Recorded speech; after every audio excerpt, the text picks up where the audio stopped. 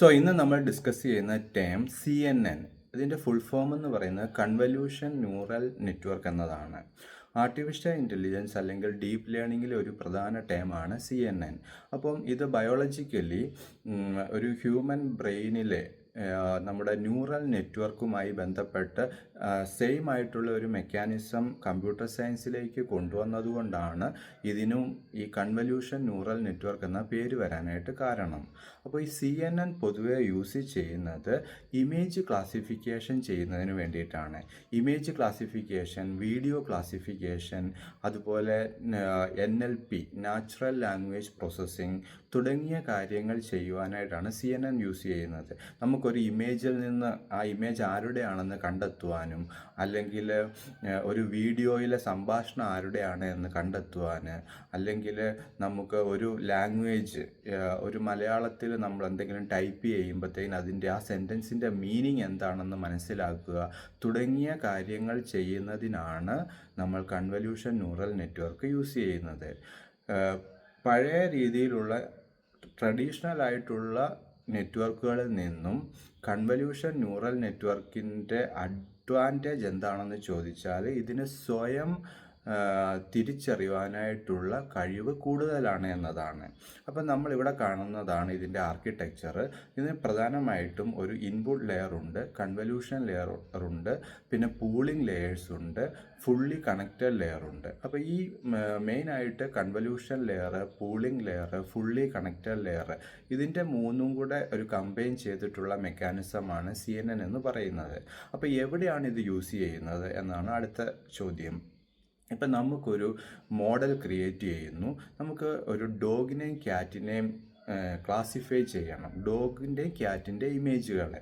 അതായത് ഒരു computer system develop ചെയ്യുന്നു, അത് പറയുന്നു നമ്മൾ കൊടുക്കുന്ന ഇൻപുട്ട് ഇമേജ് ഡോഗ് ആണെങ്കിൽ കറക്റ്റായിട്ട് പറയുന്നു ഇത് ഡോഗാണ്, അല്ലെങ്കിൽ ക്യാറ്റ് ആണെങ്കിൽ ക്യാറ്റാന്ന് പറയുന്നു. അപ്പോൾ അതെങ്ങനെയാണ് കമ്പ്യൂട്ടർ സിസ്റ്റത്തിന് സ്വയമേ ആ തിരിച്ചറിവ് ഉണ്ടാക്കുന്നത്? ആ തിരിച്ചറിവ് ഉണ്ടാക്കുവാൻ നമ്മൾ ക്രിയേറ്റ് ചെയ്യുന്ന മോഡലാണ് CNN എന്ന് പറയുന്നത്.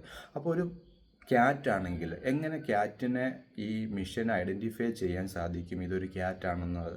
അതായത് ഇപ്പോൾ ഒരു ക്യാറ്റിന് കുറേ ഫീച്ചേഴ്സ് ഉണ്ട്. ക്യാറ്റിൻ്റെ ഐസ്, ക്യാറ്റിൻ്റെ ഫേസ് റെക്കഗ്നേഷൻ ഫീച്ചേഴ്സ്, ഡോഗിൻ്റെ അത് ഡിഫറെൻ്റ് ആണ്.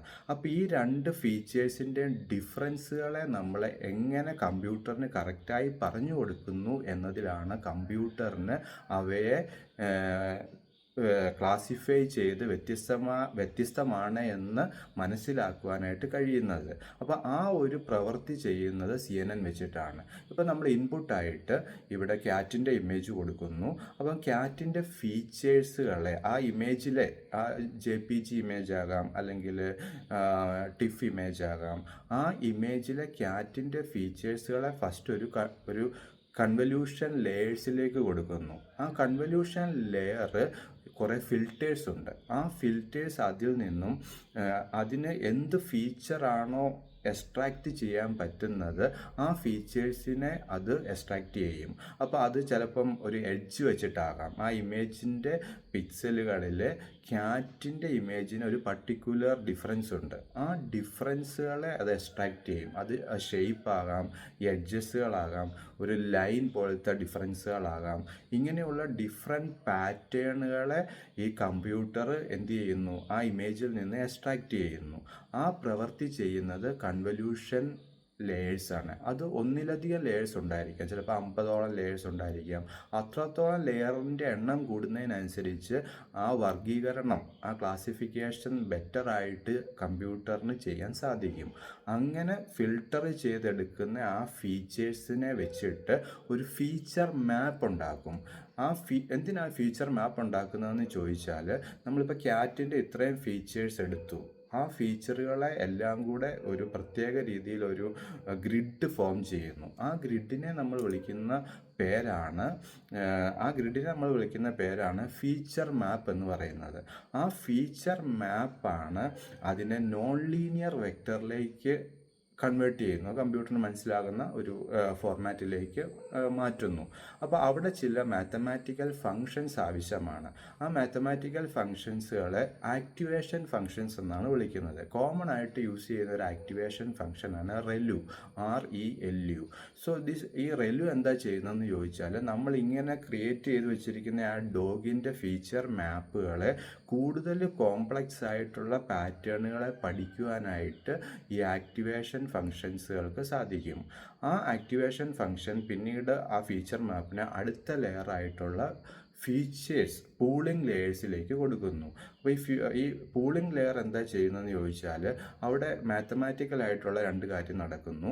ഒരു മാക്സ് പൂളിംഗ് ലെയറും ഉണ്ട്, അല്ലെങ്കിൽ ആവറേജ് പൂളിംഗ് ലെയറും ഉണ്ട്. അപ്പോൾ ഈ ഹെവി ഡേറ്റ നമ്മൾ കൊടുക്കുമ്പോഴത്തേക്കിനും അതിൻ്റെ ഡയമെൻഷനാലിറ്റി ഒക്കെ കുറച്ച് അതിനെ ഒരു സിമ്പിൾ ആയിട്ടുള്ള ടേമിലേക്ക് എത്തിക്കുന്നത് ഈ പൂളിംഗ് ലെയറാണ്. അപ്പം ഡയമെൻഷനാലിറ്റി കുറയ്ക്കുക എന്നതാണ് ഈ പൂളിംഗ് ലെയറിൻ്റെ ഉദ്ദേശം. അപ്പോൾ നമ്മൾ കൊടുത്ത ആ ക്യാറ്റ് ഇമേജിനെ ഫിൽട്ടർ ചെയ്തു, അതിൻ്റെ എഡ്ജസും പാറ്റേൺസും റെക്കഗ്നൈസ് ചെയ്തു. അത് ക്യാറ്റിൻ്റെ ഫീച്ചേഴ്സ് ഇങ്ങനെയാണ്, ഡോഗിൻ്റെ ഫീച്ചേഴ്സ് ഇങ്ങനെയാണെന്ന് കറക്റ്റായിട്ട് ക്ലാസിഫൈ ചെയ്ത് അതിൻ്റെ ഒരു ഫീച്ചർ മാപ്പ് ഉണ്ടാക്കി ആ ഫീച്ചർ മാപ്പിനെ ഒരു ആക്ടിവേഷൻ ഫങ്ഷൻ ReLU പോലെയുള്ള മാത്തമാറ്റിക്കൽ ഫങ്ഷനിലൂടെ കടത്തിവിട്ട് അതിനെ നോൺ ലീനിയർ ആക്കി മാറ്റി, എന്നിട്ട് നെക്സ്റ്റ് ലെയറായ ഈ ഫുള്ളി നെക്സ്റ്റ് ലെയറായിട്ടുള്ള പൂളിംഗ് ലെയറിലേക്ക് കടത്തി വിടുന്നു. പൂളിംഗ് ലെയർ അതിനെ കൂടുതൽ സിംപ്ലിഫൈ ചെയ്യുന്നു. ഇത്രയും പ്രോസസ്സുകളെ നമ്മൾ ഫ്യൂച്ചർ എക്സ്ട്രാക്ഷൻ എന്ന ഒരു ഇത്രയും കാര്യങ്ങളെ നമ്മൾ ഫീച്ചർ എക്സ്ട്രാക്ഷൻ എന്നാണ് വിളിക്കുന്നത്. അതിനുശേഷം അതിനെ ലാസ്റ്റ് ലെയറായ ഫുള്ളി കണക്റ്റഡ് ലെയറിലേക്ക് കടത്തിവിടുന്നു. അപ്പോൾ എന്താണ് ഈ ഫുള്ളി കണക്റ്റഡ് ലെയർ ചെയ്യുന്നതെന്ന് ചോദിച്ചാൽ, അവസാന കാര്യങ്ങളായ ക്ലാസിഫിക്കേഷൻ, റിഗ്രഷൻ തുടങ്ങിയ ടാസ്കുകൾ ചെയ്യുന്നത് ഈ ഫുള്ളി കണക്റ്റഡ് ലെയറിലാണ്. അപ്പം ചിലപ്പോൾ നമുക്ക് ക്ലാസിഫിക്കേഷൻ ചെയ്യേണ്ടതായിട്ട് വരും, അല്ലെങ്കിൽ റിഗ്രഷൻ ചെയ്യേണ്ടതായിട്ട് വരും. ഈ മാത്തമാറ്റിക്കൽ കാര്യങ്ങൾ ചെയ്യുന്നത് ഫുള്ളി കണക്റ്റഡ് ലെയറിലാണ്. അതുപോലെ അവിടെ വെച്ച് ഇതിൻ്റെ കറക്റ്റായിട്ടുള്ള ഒരു ഔട്ട്പുട്ട് ഫോം ചെയ്തിരിക്കും. അപ്പോൾ ഇത് ആ സമയങ്ങളിൽ ചിലപ്പോൾ ഓവർ ഫിറ്റിങ്, അതുപോലെ തന്നെ മോഡലിൻ്റെ ജനറലൈസേഷൻ തുടങ്ങിയ കാര്യങ്ങളൊക്കെ നമുക്ക് ഈ ഫുള്ളി കണക്റ്റഡ് ലെയറിൽ വെച്ച് കൂടുതൽ മെച്ചപ്പെട്ട രീതിയിൽ ചെയ്യുന്നു. എന്നിട്ട് അത് കറക്റ്റായിട്ടുള്ള ഒരു ഔട്ട്പുട്ട് നമുക്ക് നൽകുകയാണ് ചെയ്യുന്നത്. അതായത് നമ്മളൊരു പുതിയ ഇമേജ്, ഇപ്പോൾ മൊബൈലിൽ ഒരു പുതിയ ഫോട്ടോ എടുത്തിട്ട് കൊടുത്തു കഴിഞ്ഞാൽ ആ മോഡൽ കറക്റ്റായിട്ട് പറയും നിങ്ങൾ കൊടുത്തത് ക്യാറ്റ് ഇമേജ് ആണ്, ഇത് ക്യാറ്റ് ആണെന്ന് ഐഡൻറ്റിഫൈ ചെയ്യും, അല്ലെങ്കിൽ ഇത് ഡോഗ് ആണെന്ന് ഐഡൻറ്റിഫൈ ചെയ്യും. അപ്പോൾ ഇങ്ങനെയാണ് ഇത് വർക്ക് ചെയ്യുന്നത്.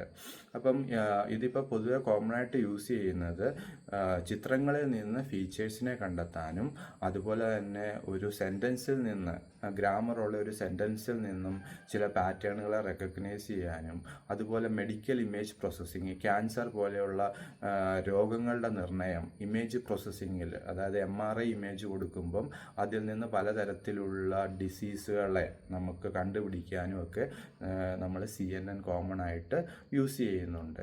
അപ്പോൾ ഇതാണ് ഇതിൻ്റെ ഒരു പൂർണ്ണമായ സ്ട്രക്ചർ. ഇത് വെച്ച് എന്ത് ഇമേജ് പ്രോസസ്സിങ് നമുക്ക് ചെയ്യുവാൻ സാധിക്കും. ഈ ലെയറുകളിലൂടെ കടത്തിവിട്ട് ഇങ്ങനെ ഇതിൻ്റെ ഫീച്ചറിനെ എക്സ്ട്രാക്റ്റ് ചെയ്ത് ആ എക്സ്ട്രാക്റ്റ് ചെയ്തതിനെ ഒരു മാപ്പാക്കി മാറ്റുന്നു. ആ മാപ്പാക്കി മാറ്റിയതിൽ നിന്ന് കറക്റ്റായ പാറ്റേൺ തിരിച്ചറിഞ്ഞ് കമ്പ്യൂട്ടർ തന്നെ ഓട്ടോമാറ്റിക്കലി ഇന്ന വസ്തു ഇന്നതാണെന്ന് മനസ്സിലാക്കി അത് റിസൾട്ട് നൽകുന്നു. ഒരു മാനുവലായിട്ടുള്ള ഒരു ക്രിയ ഇതിനകത്ത് ആവശ്യമില്ല. അപ്പം എത്രത്തോളം നമുക്ക് ഈ മോഡൽ പ്രയോജനപ്പെടുത്താവോ അത്രയും ഇൻപുട്ടുകളെ ഇതിന് കൊടുക്കണം എന്നൊരു വസ്തുതയുണ്ട്. അതായത് കൂടുതൽ ട്രെയിനിങ് കൊടുത്താൽ കൂടുതൽ നന്നായിട്ട് ഇത് വർക്ക് ചെയ്യും. ഇപ്പം ഡോഗിൻ്റെ തന്നെ ഒത്തിരി ഡിഫറെൻ്റ് ആയിട്ടുള്ള സ്പീഷ്യസ് ഉണ്ട്, ക്യാറ്റിൻ്റെ ഉണ്ട്. അപ്പം ഓരോന്നിനെയും കറക്റ്റായിട്ട് ക്ലാസിഫൈ ചെയ്ത് കൊടുത്താൽ അത് അത്രത്തോളം മികച്ച റിസൾട്ട് നമുക്ക് നൽകും. അതാണ് ഈ കൺവല്യൂഷൻ ന്യൂറൽ നെറ്റ്വർക്കിൻ്റെ ഒരു പ്രത്യേകത.